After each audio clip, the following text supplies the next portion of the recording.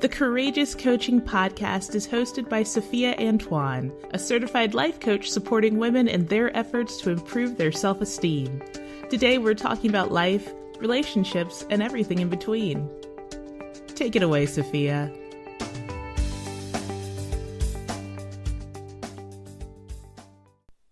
Welcome to the very first episode of the Courageous Coaching Podcast. I am so glad you're here. I'm full of nerves. Eek! Is that okay? But I'm Sophia Antoine. I'm your host, as you probably heard in the intro, and I'm a life and relationship coach.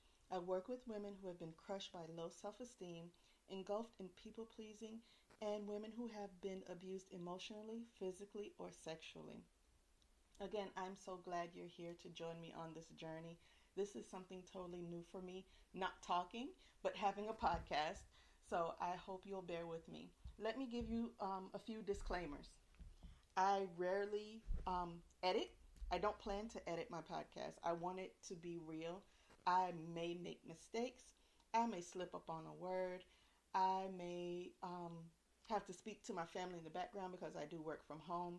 I have puppies. So my puppies may hear something outside and start to bark. This is a really real show.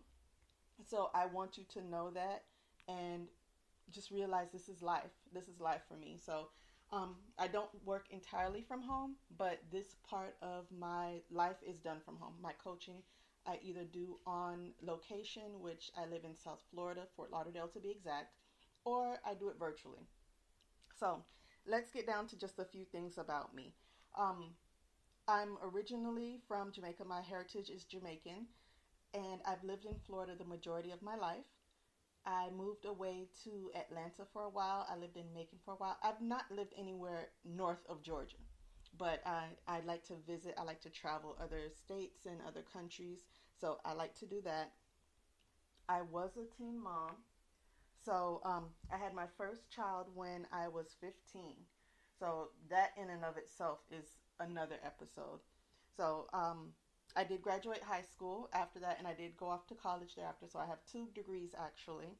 I struggled with my identity for a long time. That's probably what really got me into the coaching. I struggled with my identity, and once I got older, more so once I had a daughter, I saw those same things manifesting in her. So that's why I decided to really become a coach, because I wanted to help women, because I realized, because I thought it was me. I thought I was alone in this. I thought that I was a freak of nature. Why wasn't I as confident as I saw other people being confident? And I really wanted to find that out. But as I started to look around and I started having conversations, real conversations and not fake conversations like we tend to do sometimes, the politically correct conversations that we have with the other people in our lives, or our friends or our associates or our co-workers, the conversations that kind of make it seems like everything's okay in our lives when they're really not. So as I started having the real conversations with people I trust, of course, they told me I wasn't alone in the way I was feeling. So I was glad to learn that, and I wanted to start helping people, because once I opened that door, people started opening up. And once they started opening up, they started to want advice from me. They started to want to talk about things and tell me things about their relationships. And I found, and they found, what I was telling them and what I was advising them, it was actually working. So why not go get certified and, make this a business? So that's how I came to that. Again, I felt like I never really belonged anywhere. It was rough growing up as a transplant, which I'm a first generation American, meaning my parents were here from Jamaica, and I was raised as an American child, but I still had Jamaican rules at home. So there were still certain things that I couldn't do while I was at home. And when I was at school, I had fun and did the things I wanted to do, but I had a Jamaican upbringing. So when the kids at school realized, okay, I dress differently and I speak differently, and I probably couldn't do the same things they could, it made it hard for me to make friends. But I did have, one or two that it was really good to be able to confide in and, go out and play with and do all those things. So all in all, my childhood was great. My childhood was amazing. Um, I was kind of raised as an only child, even though I'm not, because by the time I was in third grade, my siblings had all graduated high school and they had gone off to, live their lives. So from about third grade, which is 8 years old, I'm thinking, I was raised as an only child. So my siblings would come home on holidays and such, but at that point I was still the baby and, just soaking that all up.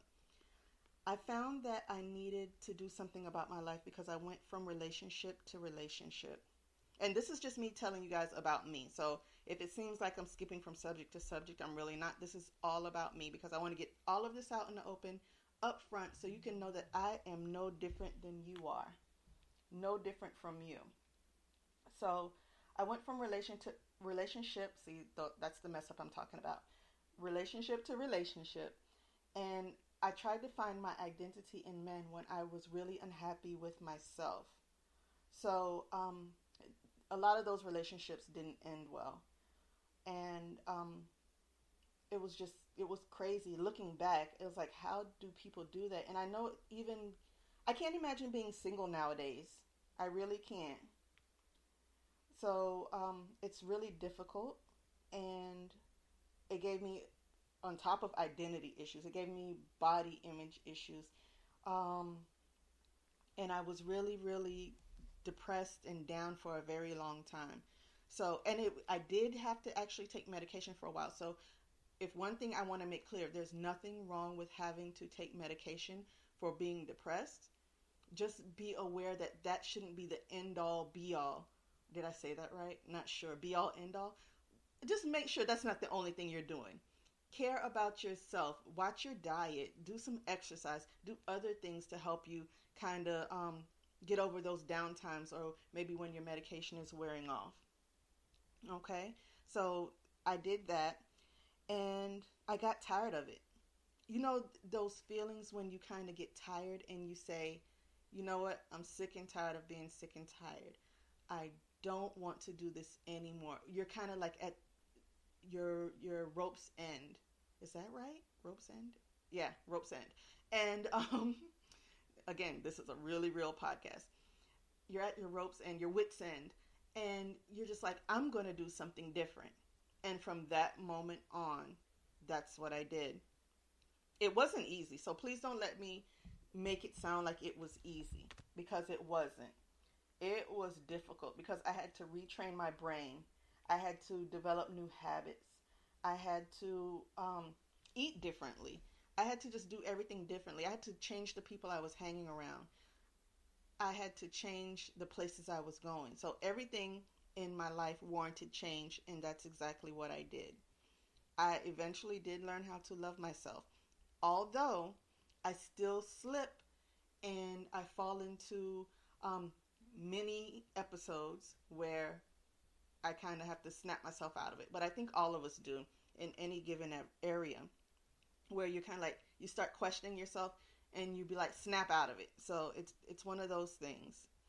I learned how I deserve to be loved because it makes no sense if you know how your love language. I'm sure you've all even heard of love languages, but it makes no sense if you know your love language and you don't make sure or ensure that you're respected enough and it's valued, that you're loved that way. Because if you allow people to give you anything, that's exactly what they'll do, or they'll opt to give you nothing.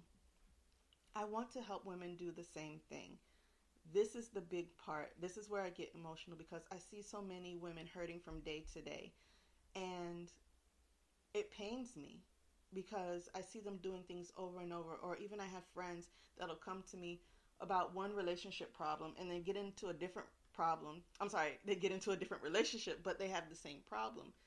Well, sweetie, it seems like the common denominator is you, and you would need to change some things about yourself. So that's what I'm here to do. But enough about me. Let me tell you about, the things that I do. Besides coaching, I blog. A new blog goes live on my site every Wednesday. I try to get it in by 9 a.m. and I'm on Eastern Standard Time. So 9 a.m. Eastern, there's usually a new blog post up there. And it's at sophiaantoine.com. We call that the Courageous Blog. Okay, and then emails. If you've subscribed to the VIP list, you'll get emails. So that affords you inside information that's not on the blog, that may not be found on the podcast, but just those who read my emails. So you can, if you want to sign up, you can go to the first page of my website, and there's a form there that you can fill out. And that we call that the Courageous Communications.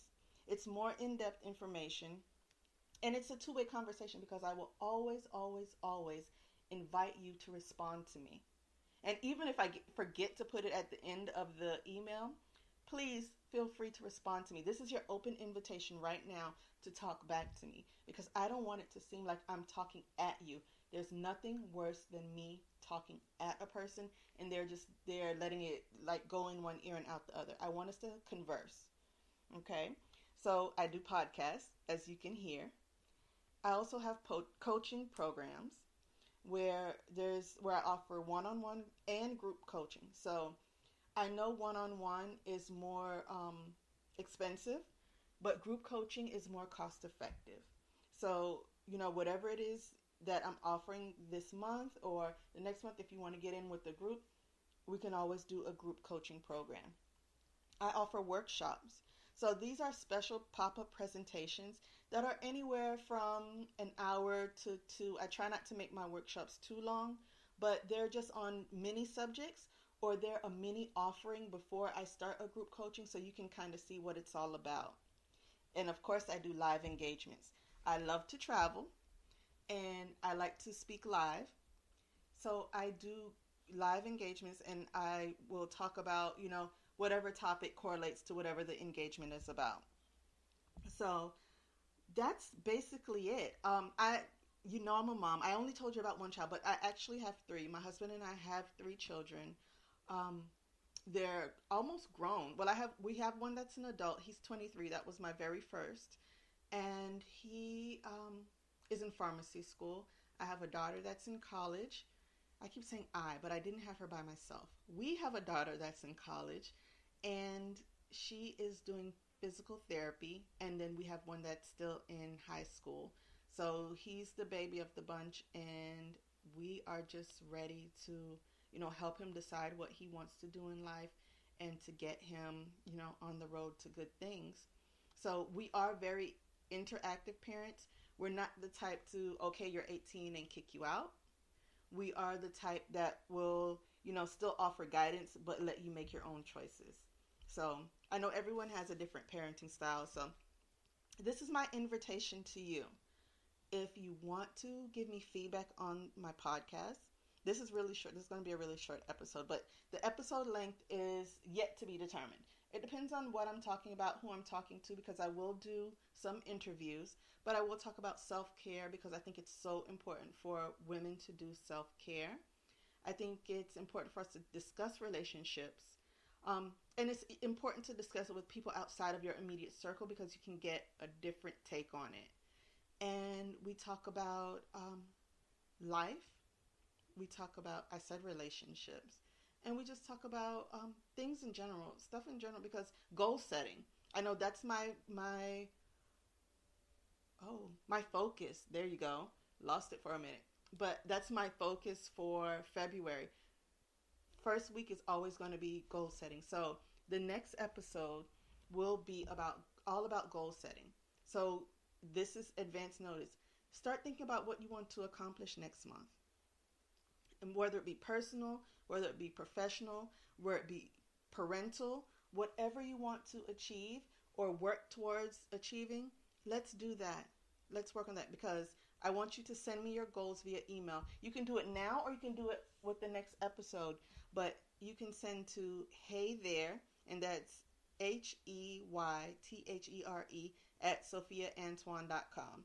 And that'll be spelled out for you anywhere on my site, in the show notes. You can find it wherever, but you're also welcome to call in. So the number to do that is there's the puppy I told you about. 786-749-8255. or 786 744